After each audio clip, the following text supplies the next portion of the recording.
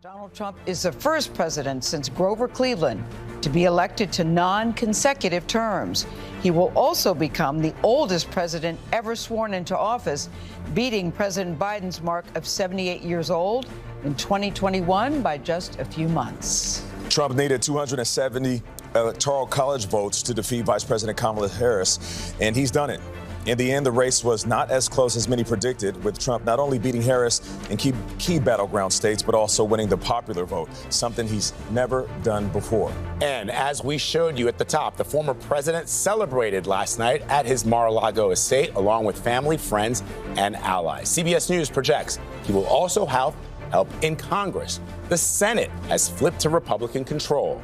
The House is still a toss-up, and of course, he has a conservative majority on the Supreme Court as well. A political victory that our country has never seen before, nothing like this. I want to thank the American people for the extraordinary honor of being elected your 47th president and your 45th president.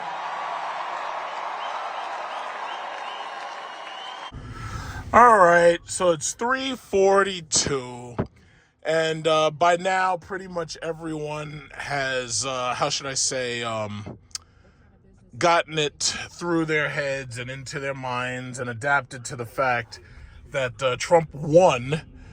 And, it's funny. I went to bed last night at 11 p.m., and at that point, I believe right around that time, Georgia and Pennsylvania, they hadn't been called, but at that point, it became like mathematically clear that there was no possible way Kamala Harris was going to win. So I just basically said, you know what, it's 11 o'clock, I got to get up in the morning, so this is what I'm going to do. I'm just going to go to bed, and whatever happens is going to happen. And the crazy thing was, there was a fear in my mind that we were going to end up like, look at this. It says Stellantis to lay off 1,100 workers at Ohio Jeep plant. So Trump is going to get Stellantis, because Trump said that he's going to make some mandates on these people, and if you're not bringing certain jobs here, he's going to tax the shit out of you, and you're not even going to be able to sell your product here. But anyway, that's a story for another time. So anyway, I go to bed at about 11 o'clock. I had so much trouble sleeping. I think I kind of went to sleep immediately, but I know that I woke up somewhere around 1 o'clock because I looked at that clock. And then I tried to force myself back to sleep. I tried not to touch my phone. I tried not to look at TV. I didn't turn nothing on. I tried to go back to bed. So I tried to get back to sleep. I'm looking at the clock, 2 o'clock, 2:30.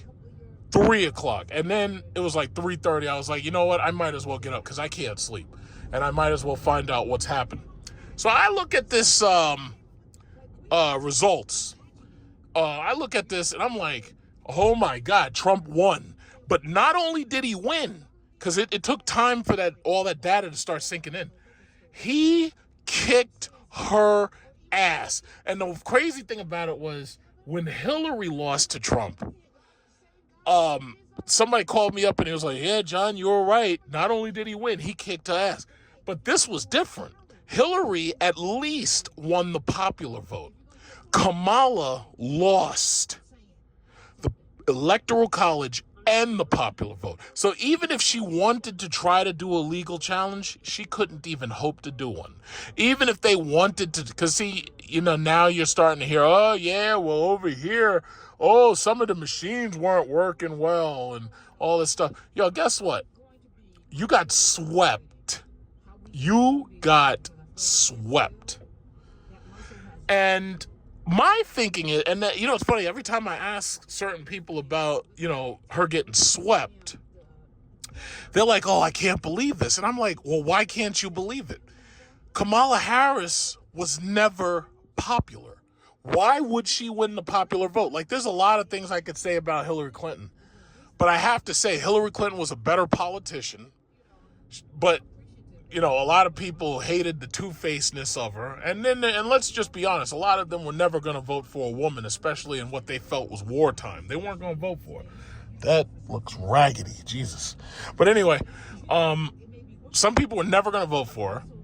And the bottom line was, even though she was a better politician, at least Hillary Clinton was popular. There were a lot of people who I would say maybe baby boomers and maybe Generation Xers liked Hillary Clinton. Hillary Clinton was popular.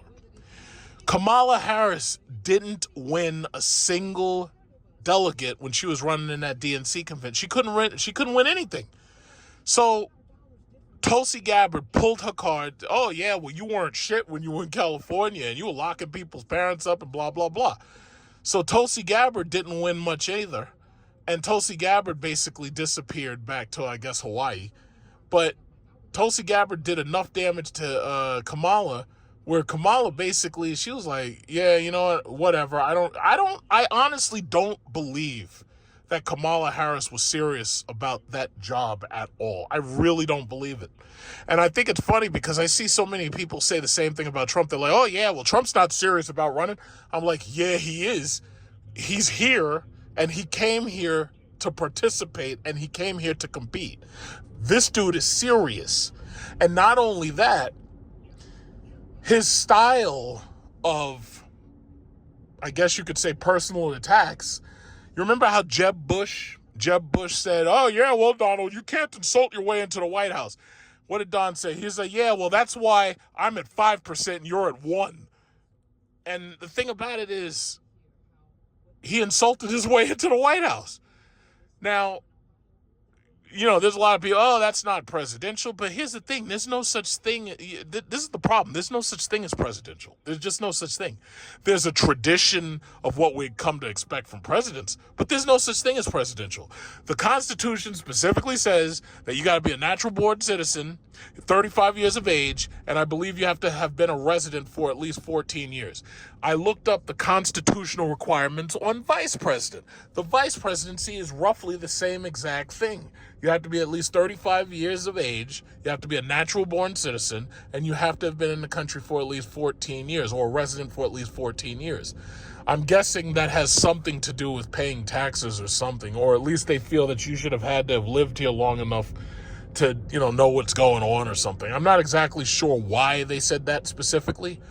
But the bottom line is the Constitution doesn't give any other guidelines. It doesn't say anything about being a convicted felon. It doesn't say anything about having been impeached. As far as I'm concerned, the Founding Fathers wanted the majority vote to be able to choose who we had as a president, regardless all the bullshit, regardless all the nonsense. The Founding Fathers wanted us to be able to choose who we had as a president.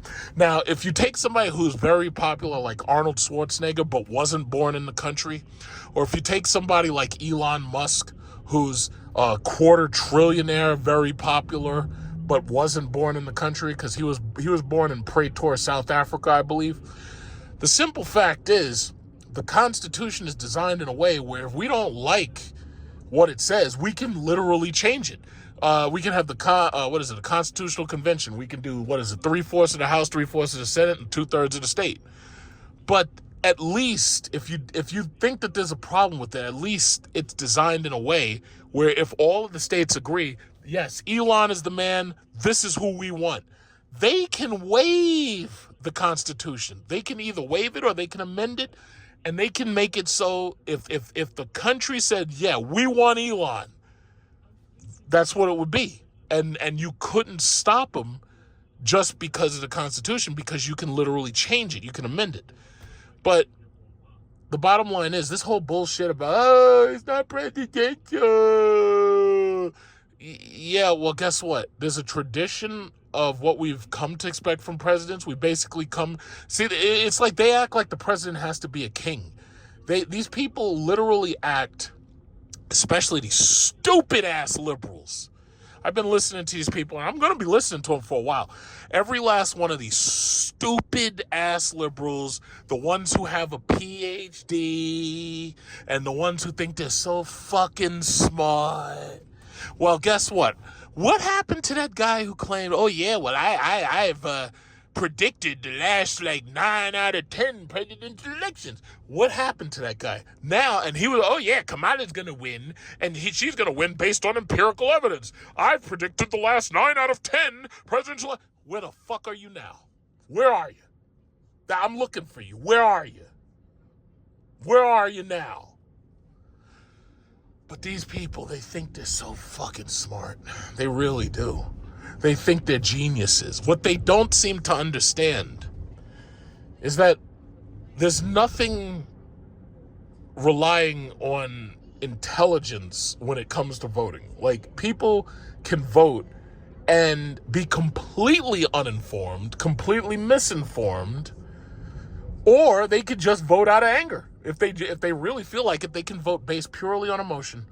They can either vote because they truly like somebody, regardless what this person stands for, or they can vote for somebody simply because this person looks a certain way. Now, these people, I'm listening to these stupid-ass Sirius channels. You know, I was listening, I think it was Progressive, and I think Urban View. Everybody's saying the same shit. It's racism. It's sexism. It's thisism. It's ageism. They got Biden out of there because of ageism. It's so boring to me. Now, I would like to take it in a different direction. You want to know why you lost? Or maybe you don't want to know why you lost, because it's easier for you to try to throw up your degrees in my face and pretend like you know every goddamn thing. But what you don't know, apparently, is how to keep winning elections. But anyway, I think about it. Who can vote for a convicted felon? He's got 94 counts of felonies. Who can vote for? First of all, I have no respect for the New York court system. That's number one. Because as far as I'm concerned, from the very beginning, this was a political prosecution. This was political persecution, as far as I'm concerned. And when you watch like a movie, like say Oppenheimer, and you see how Strauss was determined to destroy Oppenheimer because Oppenheimer embarrassed him, or you have people like Rob Ross, I believe his name was, who was determined to destroy Oppenheimer because Oppenheimer was a communist. Or you know when you have people like that who persecute other people. Now, never mind the fact that Oppenheimer gave you the bomb and that he was so smart and all that shit. When you have people who are determined to persecute people politically, all logic goes out the window. So bottom line is, as far as I'm concerned, I don't give a shit if he had 1,000 felonies on count for New York. When he gets into that office, they're going to need a whole new textbook for this bastard. He is going to pardon himself. He's going to throw all those convictions out. He's going to take them. I hope the Oval Office has a big shredder, and I hope it's an industrial strength shredder. And I hope he just takes them and shreds them in front of the Attorney General's face and then fires him on the spot. That's what I hope. Now, I don't think it'll go exactly like that because that's some shit that I would do. But chances are I hope it'll be just like that. I hope he will do exactly that. But something like that is coming because he's going to pardon himself. He's going to pardon everybody at January 6th. He's going to pardon, who else is he going to pardon? Rudy Giuliani. Anybody who stayed loyal to Trump and didn't talk back up about him and talk bad about him, he's going to pardon all those people. So just get ready. They're going to have a whole section in the textbook talking about the presidential pardon. You got to understand, they're going to have to write a whole new goddamn textbook, a whole new social studies. Maybe what they should do is write a civics textbook for these idiots who don't understand civics. And I shouldn't blame them because it's been taken out of the curriculum. Like, if you look at some of these young kids and why don't you know more about government? It's not their fault that they don't know. The problem is the schools have taken it away. The schools don't teach that. What the fuck? Who's called me? Okay, no, I'll talk to you later. Yeah, the schools have taken away cursive writing and all types of things. Hold on, let me. Well, it's easier to be a parent this morning. It's easier to be a dad. It's easier to tell your kids character matters. It matters. Telling the truth matters. Being a good person matters. And it's easier for a whole lot of people. If you're Muslim in this country, you don't have to worry if the president doesn't want you here. If you're an immigrant, you don't have to worry if the president's going to be happier to have babies snatched away or send dreamers back for no reason. This is vindication for a lot of people who have really suffered. You know, I can't breathe. You know, that wasn't just George Floyd. That was a lot of people that felt they couldn't breathe. Every day you're waking up and you're getting these tweets and you just don't know, and you're going to the store, and people who have been afraid to show their racism are getting nastier and nastier to you, and you're worried about your kids, and you're worried about your sister. And can she just go to Walmart and get back into her car without somebody saying something to her? And you spent so much of your life energy just trying to hold it together. And this is a big deal for us just to be able to get some peace and have a chance for a reset. And the character of the country matters. And being a good man matters. You know, I just want my sons to look at this. Look at this. You know, it's easy to do it the cheap way and get away with stuff, but it comes back around. It comes back around. And it's a good day for this country. I'm sorry for the people who lost. For them, it's not a good day. But for a whole lot of people, of time passed in between me being in the car and actually coming home. So basically, let's just take a look at the demographics of this election, right? And this is good because this is real data. Nobody can say that it's fake news because it's real data. I can't be fact checked because it's real data for the most part. It says how voting demographics changed between 2020 and the 2024 presidential elections. All right, so here's the latest voting demographic breakdown from exit polls conducted by NBC News in conjunction with other news organizations across the country. For the second time in 3 elections, America has elected Donald Trump as president. Now, one thing I did look up was whether or not Trump can run again. The answer is no, and the reason why is because of the 22nd Amendment, which basically says a person can only serve 2 terms as president. Now, originally, I believe it was supposed to be 2 consecutive terms, but apparently the 22nd Amendment says that you can only serve 2 terms as president. So, therefore, he cannot run again, even though his terms were split by, 4 years of Biden. It says the former president won his first election in 2016 over Hillary Clinton before losing out to current President Joe Biden in the 2020 race, which, as far as I'm concerned, was a fluke, because had it not been for COVID, had it not been for all of the consequences of COVID, had it not been for all of that distancing, social distancing, and mail-in ballots and absentee ballots from COVID, and you're counting ballots, you have no idea where these things came from. We've got allegations of people moving these ballot cans around and all this. You've got them suing Dominion, and then they suddenly come back and get Rudy Giuliani and sue him. Let me tell you something. When Trump gets in there, pardoning Giuliani should be one of the first things he does. And all of those lawsuits, all that nonsense that the Democrats put together, all that stuff's going away. In fact, Jean Carroll, something tells me she might not be getting that money. Whatever money she planned on getting, whatever settlement she planned on sitting down and counting that money, something tells me she might not be getting that money at all. At all. Because I know if I was Trump, believe me, she wouldn't be getting that money. At all. But anyway, this year, Trump defeated Vice President Kamala Harris to earn a second term as commander-in-chief, becoming the second president in American history to win back the title after previously being voted out of office. Okay, what changed for Trump between the elections? NBC News, in conjunction with a bunch of other fake news organizations, put this shit together. So let's go down to it, huh? And Harris, 36 minutes ago, that would have been around 6:30 about, Harris supposedly did her concession speech, but I think it was more like an hour ago. But so she did her concession speech, and sooner or later I'll get a chance to watch it. But I'm really not anxious to watch it, because after all, she got blown out. There's really not much to say. It's not that you conceded; it's just that you got destroyed. You got annihilated. So there's really not much to say. It's not like this wasn't close at all. I just want you to think about that for a second. The fake news of all of the polling that they were doing, I hadn't been polled by anybody asking about, are you a Republican or Democrat? I hadn't been polled a single time. Now, someone did call my house asking for money a while back. Maybe I got called a couple of times, people asking for money. I got text messages asking for money. Oh, can we count on you to help Kamala? And the answer is no.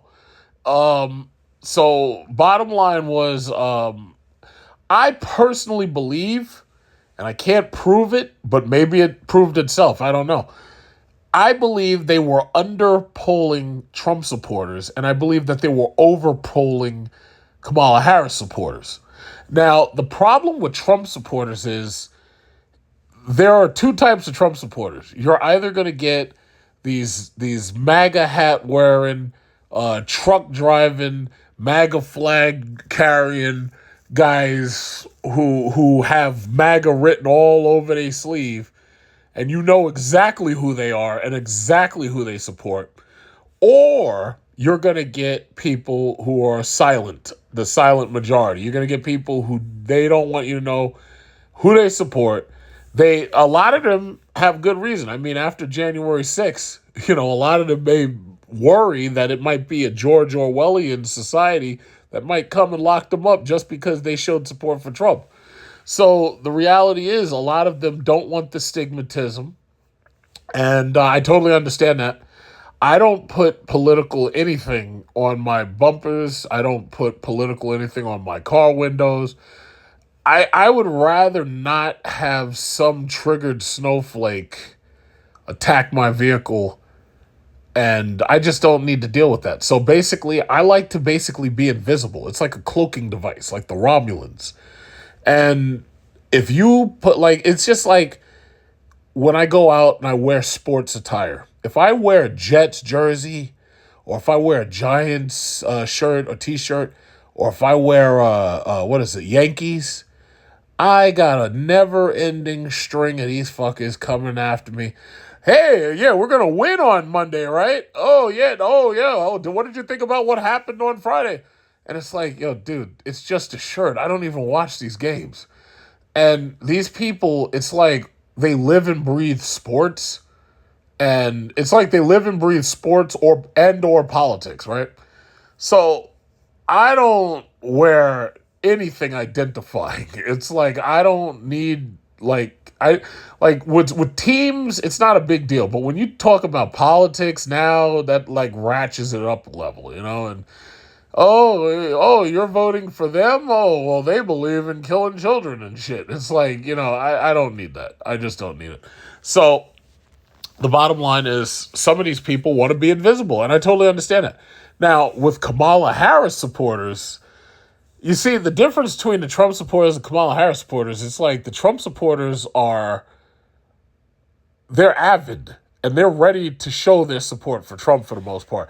Kamala Harris supporters, they really weren't that excited about her. And I guess that kind of shows in the demographics and the numbers. So let's just read about that. Let's see. It says, support for Trump increased across genders in 2024. It says he had a 45% men for Biden-Harris in 2020, and in 2024 it dropped down to 44%. And then it even shows you the percent change is -1%. Then it says women for Biden-Harris were 57%, but it dropped 54%. Percent change -3. It says men for Trump was 53 and it increased to 54, so that's +1. It says women for Trump increased by 2%. So it says it went to 44%, so it went from 42 to 44. Now, all these women on The View and all these other women, Trump's the worst thing in the world. Oh, he hates women. Oh, he said he's going to protect women whether they like it or not and all that. Well, apparently that didn't really work that well. But as you could see, Trump increased his support. And when you really think about it, it actually makes a lot of sense. If the economy's not doing well, usually that's going to affect women asymmetrically, because women are usually wasting and spending more money than men anyway. So I'm not surprised about that. Now, when you factor in illegal aliens and violence and assaults and all that, yeah, chances are women are going to be more worried about stuff like that. So yeah, bottom line is he got +2. Now this is data. It's like this. Nobody can dispute this. It's absolute data, polling data. So there's nothing you can say. So anyway, it says Trump, as far as whites went, Trump, what is this with whites? Trump went down 3% with whites. Now that's interesting. What is this? Let's see, how do I get that back up there? Okay, in fact, yeah. Trump among whites, it went down 3%, but I can't actually see either one of the numbers. But that's not a big deal. I'll leave you the link or something. It says Trump among blacks. It says 2020, 12%, but he got about the same thing in 2024. It says Trump with Hispanics went up 13% from something to something. He went up 13%. Trump with Asians went up 4%. Trump with other, I have no idea who those are, went up 12%. So Trump was doing pretty good, ironically, with everyone except whites, which is, I find that ironic. But that's just what it is. Now it says Biden among whites went up 2%, but he did go up. Biden-Harris with blacks went down 1%. Biden-Harris with Hispanics went down 12%. Biden-Harris among Asians went down 5%. Now, when it says Asians, my guess is that the Asians he lost was the Muslim population, because they are considered Asian. The Middle East is still part of Asia. So, for the most part, yeah, I could see how they would be considered Asian, and I could see why he would have lost them. Then it says Biden-Harris with other, God knows who they are, went down 12%. Meanwhile, Trump picked up that 12%. So, Hispanic and Latino, Trump picked up Hispanic and Latinos. +13, -12 for Biden. So that's good. Now it says sex by race. It says among white men, Trump went down 2%. In fact, let me make it all Bidens or all Trumps. So let's go all Trumps. Among white men, Trump went down 2%. Among white women, Trump went down 3%. Among black men, Trump was up 1%. 20% of black men voted with Trump. The overwhelming 80% went with Kamala. Okay? So it says Trump with black women was down 2%. So he went down with black women, up with black men. Trump among Latino men was up 18%. Among Latino men, he's up 18%, but among Latino women, he was up 7%. Interesting. Trump with everybody else was up 7%. So obviously that was something else. That was enough to shift the entire thing. So let's see. Among among age groups, Trump among 18 to 29, Trump went up 6%. Among among 30 to 44, Trump didn't really gain or lose. Among 45 to 64, Trump was up 3%. 65 plus, Trump was down 3%. That's kind of interesting. I guess some of these old people, they might have been upset about January 6th or something. I don't know. Biden-Harris was down 5% with 18 to 29, and Biden-Harris was down 1% with 30 to 44. Now, as far as the other ones, it only listed... it did list the other ones. It says Biden-Harris, 65 plus, he had plus 3%. old people. 45 to 64, he was negative 4%. So it says, as for education level, it says 2020 to 2024. So for the people who never attended college, it seems like for the people who never attended college, Trump definitely gained from 54% to 62%. It says 15%.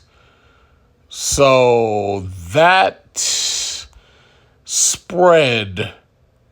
Oh, okay. So that's the difference in between the Democrats and the Republicans. So the bottom line is Trump did better in 2024 with people who never attended college.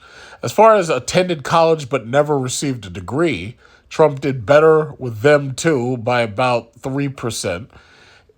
He went from 50 to 55 with associate's degree holders. He went from 47 to 44 with bachelor degree holders, so he went down 3%. And as far as advanced degrees, 37, he really didn't gain anything. He didn't lose, but he didn't gain. Then it says party affiliation.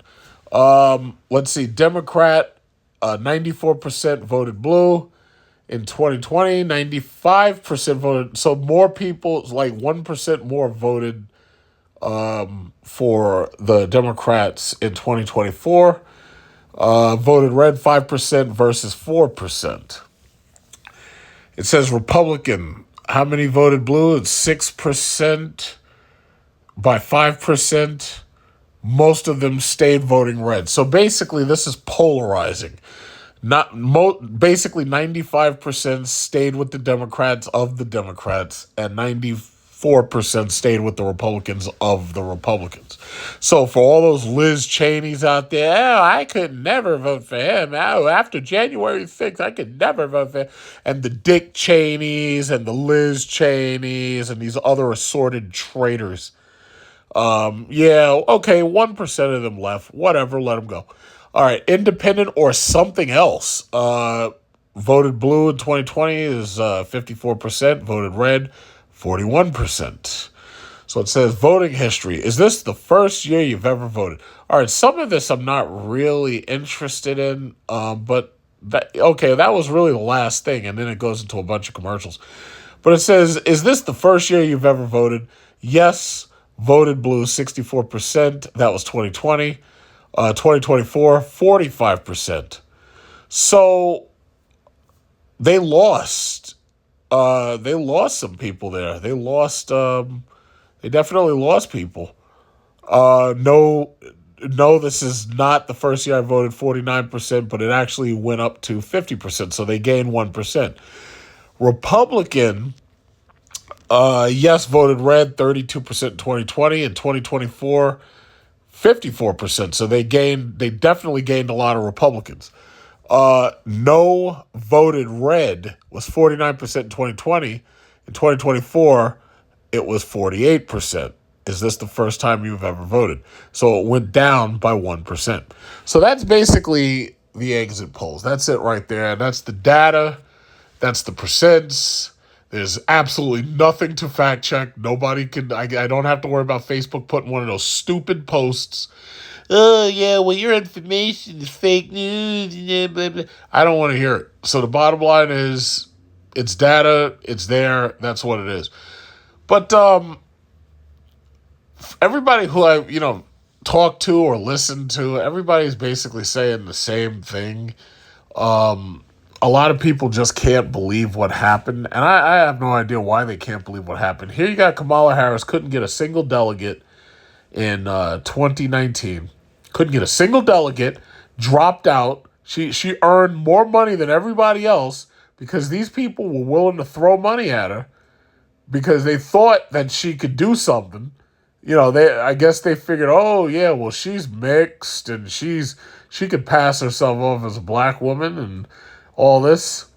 Threw all that money at her and it didn't do a goddamn thing. Not one damn thing. And then she dropped out. The reality is, as far as I'm concerned, she should not have been on the top of the ticket. And I said this a long time ago. I really back then, I believed when they pulled her out, I believed that she was going to end up being president simply because I felt Biden was too old and I felt everybody else was just not polished enough. What ended up happening was I saw that she's not popular. And in not being popular, it was like, you know, she's like a waste of time. It's like she's not Barack Obama. As far as I'm concerned, Kamala Harris is the Democrat version of Sarah Palin. When Sarah Palin came out there and people were first introduced to Sarah Palin was absolutely destroyed by Saturday Night Live's Tina Fey. When Tina Fey did that Sarah Palin routine, I can see Russia from my house. Sarah Palin didn't even say that, but the problem was Tina Fey did, and everybody in their mind believed that Tina Fey was Sarah Palin. So basically, they assumed Sarah Palin actually said that.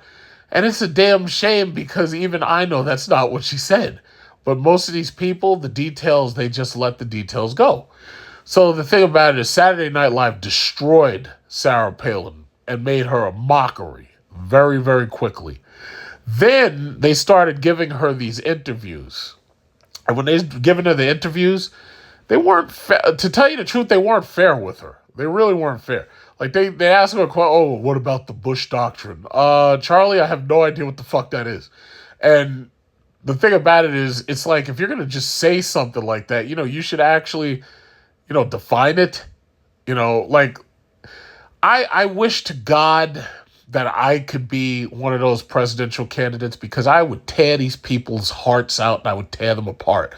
If they tried that bullshit with me, oh man, I would embarrass them so much they would be terrified to have me on an interview. And I'd be going on the interviews and I'd be talking to the news as much as possible, but I would tear them apart. It's like for me, it's war. For me, it's Mortal Kombat. For me, both of us are going to step in here and only one of us is coming out alive. And these candidates that we've been getting, these people, they're just not ready to fight, And I think that's part of the problem. It's like these people aren't fighters. These people want to get along. They want to go along, get along, and all that. It's like, no, I'm here to destroy you, and that's just how I feel about it. Now, some people might be okay with that. Some people might not. But as far as I'm concerned, the media at this point really is an enemy of the people. George Orwell made his book, 1984, and basically, it was about media and media manipulation, techno-fascism, and that's what I see going on around us. And I see some of us starting to have our rights threatened. And I see some of us actually losing our rights. And now they're talking about Trump taking away civil rights. But it's like, no, I actually see the media doing that.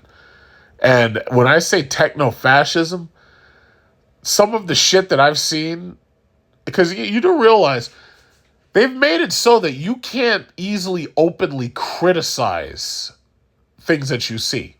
Like, I think the perfect test was watching the bombings in Gaza and seeing these young children being killed and people were speaking up against it and then watching the backlash against them. It's like, as far as I'm concerned, this is techno-fascism.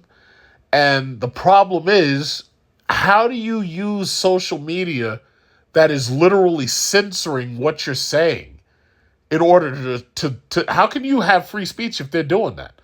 That is, again, one of the reasons I don't care how you feel about him. I don't care how you feel about me feeling about him. I appreciate Elon Musk taking Twitter over and making that X. Now, it's basically a gore porn site at this point.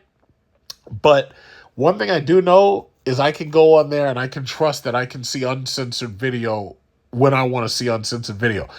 There's a lot of things that the media tries to hide from us and they don't want us to see because they want us to accept their version of what they tell us has happened. But we've seen enough situations where they've told us one thing and then we find out it wasn't like that at all.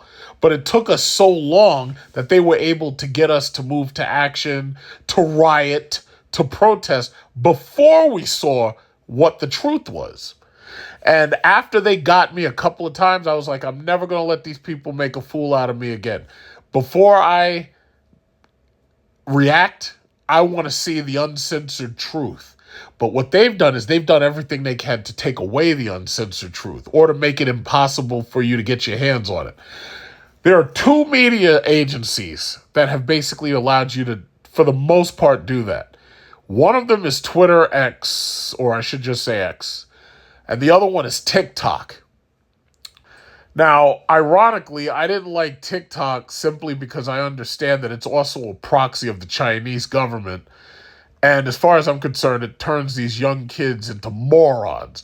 But here's the problem. Most of the American medias have copied TikTok's model. So when you go on Instagram, you basically are dealing with the exact same 6-second video or quick video swipe method that you had on TikTok. So as far as I'm concerned, those things are both blurred. It's basically the same shit now. Who else copied it? YouTube copied it with their shorts. Facebook copied it with their shorts. So it doesn't matter which social media you go on. You're basically seeing the exact same you're seeing the same thing. So my thing is, I appreciate Twitter because of the way that Elon Musk has handled it. And he's basically allowed just about anything to go. Like, I've been on Twitter, I've posted some raunchy shit, and I've only been, like, flagged one time, I think, because I posted something that was copyrighted or something. And then they gave me the ability to get rid of it or to delete it without keeping me in jail, like Twitter jail or whatever. So, yeah, I really, really appreciate that. Now, Elon Musk really needs to learn how to make better car interiors. And he needs to learn how to make, like, to input better functions and features and shit into these cars. Because otherwise they're boring. But for the most part, I really do appreciate what he did with Twitter X. And the liberals are never going to... First of all, Elon was joking that if Trump loses, that he's going to get screwed. And he was right, because the liberals, what they would have done, because, you know what's funny? Right now, all of them are talking like I was just watching The View. I watched the whole episode of The View today. It's time to heal the nation. It's time for us to all, get together and blah, blah, blah. Now, they're only saying that because Trump won. Had Trump lost, yeah, we're getting him ready for prison. Don't drop the soap. Yeah, say hi to Diddy for me. And when I'm listening to these clowns up there, Sonny, and I don't even know all their names, Joy, Whoopi, when I'm listening to these clowns, Anna Navarro, and I'm listening to them, and they're like, oh, yeah, well, my daughter, she's not going to have the same civil rights that I had. I'm like, what civil rights did they take away from your daughter? They didn't take no civil rights away from your daughter. And it's so sad how they try to bounce around talking about baby deletion, and they're trying to paint that as if it's a civil right. Well, guess what, dear? You're supposedly a lawyer. You're supposed to know that ain't no civil right, not until you get a constitutional convention, you actually make it one. Furthermore, how could the 14th Amendment not allow, how could it allow a convicted insurrectionist and felon to run? It's like, Miss Lawyer Lady, he was never charged with insurrection, and he was never convicted with it. Now, in her words, she said, how could they let an insurrectionist run? Hey, guess what, Lawyer Lady? Just because you think he's an insurrectionist, that doesn't make him one. In order for him to be an insurrectionist, he would have had to have been charged with insurrection and found guilty of insurrection. What you did was y'all tried to impeach him.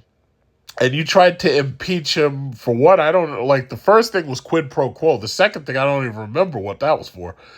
But you tried to impeach him, I guess, for January 6th. And the impeachment failed because the Republicans were not going, and they did, and they knew better. They were not going to charge him with January 6th because he never, ever said anything that was impeachable.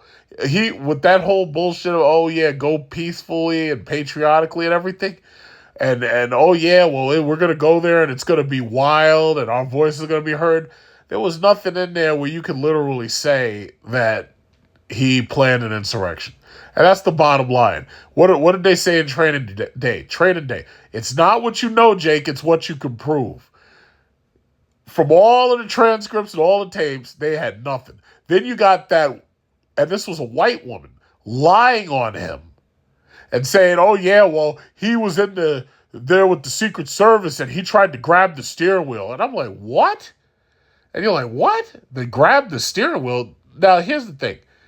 These Secret Service agents are trained killers. Like, these are the elites of trained killers. You think they're going to allow former president or soon-to-be former president Donald Trump, you think they're going to allow him to reach over there and take the goddamn steering wheel, really? And, oh, well, I didn't see it, but I heard it. And I'm like, yeah, okay, right. Yeah. And I just find it so amazing that these people are that pathetic. And I really think the shame of it is, if they had left Donald Trump alone, if they had shut up, because you saw what they did. See, let me just walk you back a little bit. When he was running for president, and it became apparent that he had basically lost, the word was out to basically shut him down. And at that point, they waited and waited and waited. Now, they were going to wait until January 20th before they really officially cut him off. But once January 6th happened, they shut him down. Like, Facebook shut him down, Twitter shut him down, and they just shut him down. And now here's the thing, this was January 6th.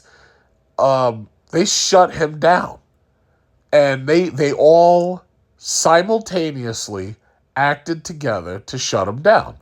But before that, what they were doing was working together systematically to weaken the effectiveness of his presidency. And if you look and listen to what a lot of these people are saying now, who didn't realize he was going to win, a lot of these people were literally saying treasonous shit. They were literally saying, oh yeah, well, we were trying to misdirect him.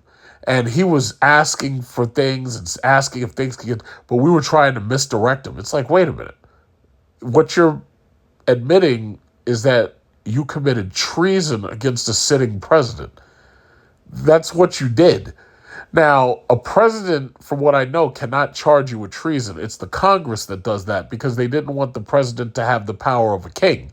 The king could charge you with treason and have you executed. But these people were literally admitting to treason because they had no idea this man was going to win again. They had no idea. But they all worked against him in this COVID year to weaken his presidency. And if you really think about it, if you really think back, the main thing that I can come up with that they did was they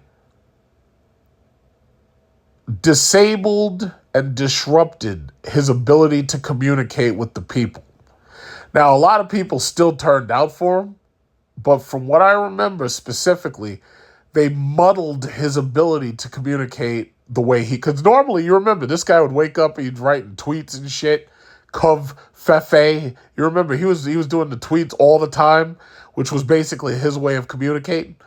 And what was it? If it wasn't, typically it was tweets. That was basically his thing. It was all tweets mostly. And if it wasn't tweets, he'd do his little conferences and he'd stand up there and he'd talk about stuff. But he was so busy dealing with COVID that he couldn't communicate effectively in order to run a campaign. He just couldn't do it. And there was no way you could do it. You're running against COVID.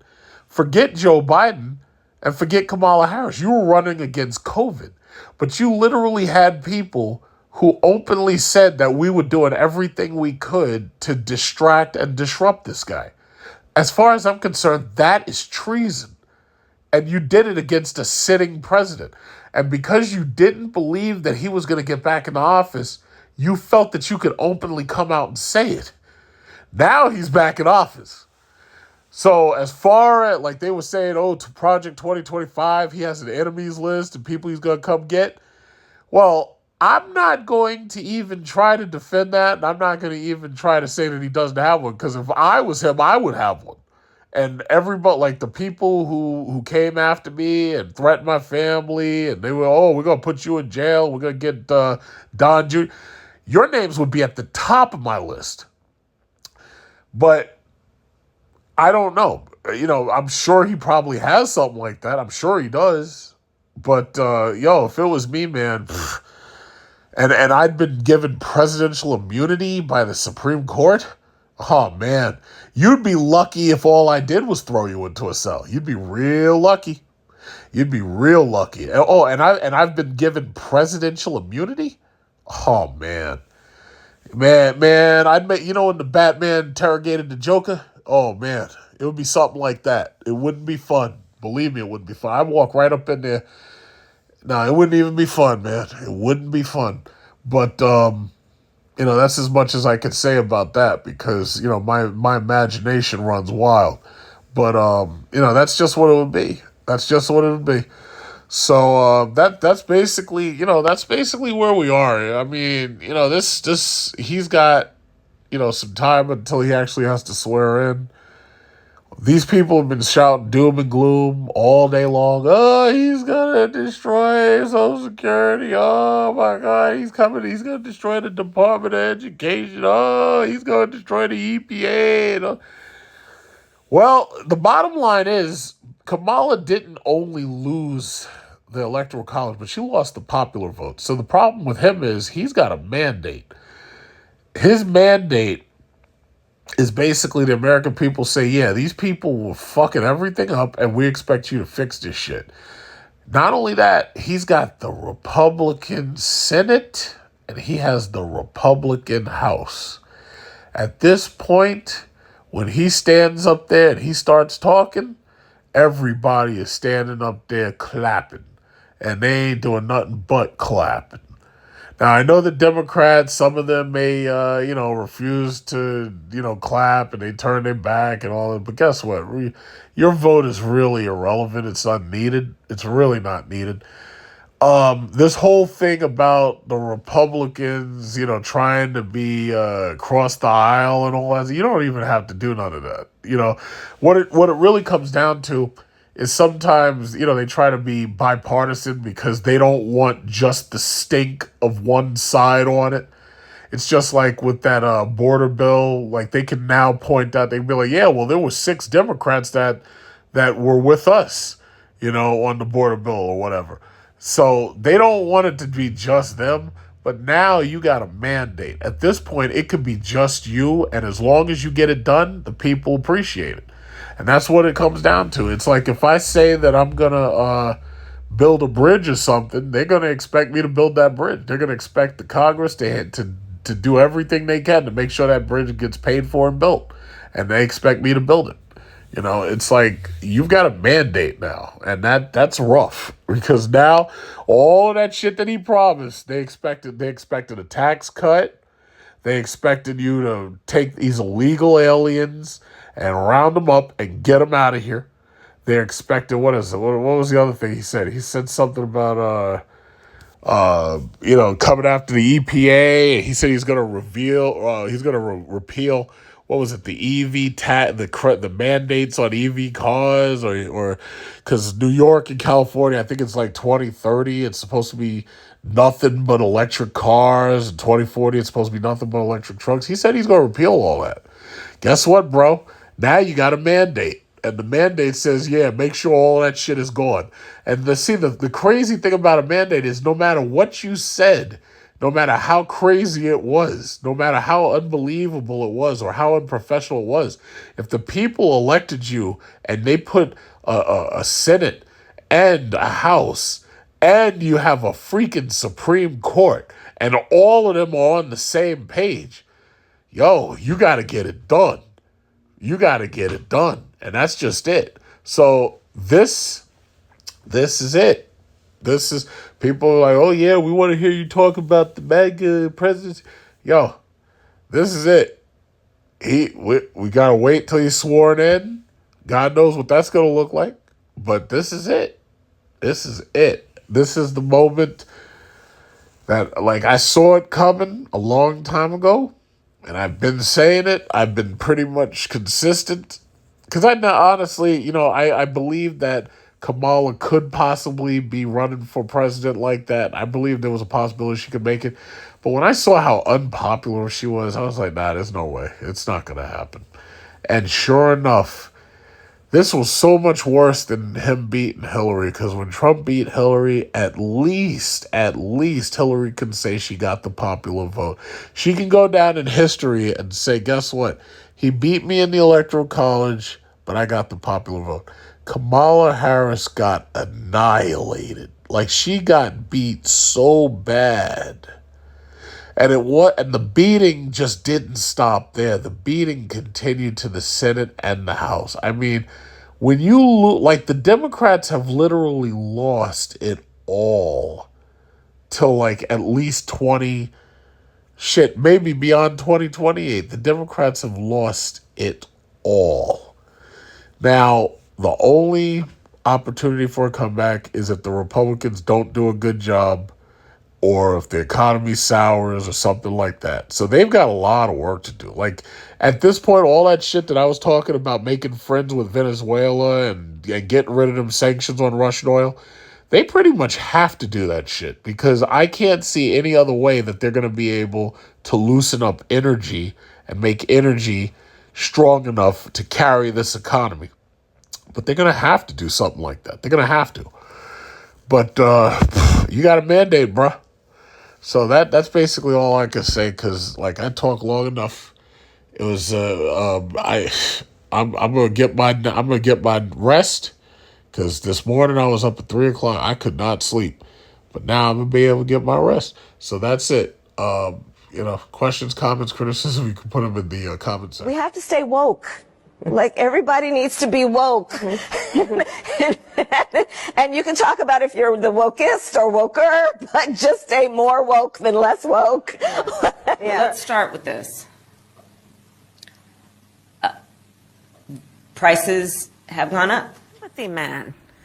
Yes. For the suffering of other people, have you no sense of Wasn't any of that done for the last 4 years? Well, there was a lot that was done, but there's more to do, Anderson. And I'm pointing out things that need to be done, that haven't been done, but need to be done. Some bullshit. To be continued.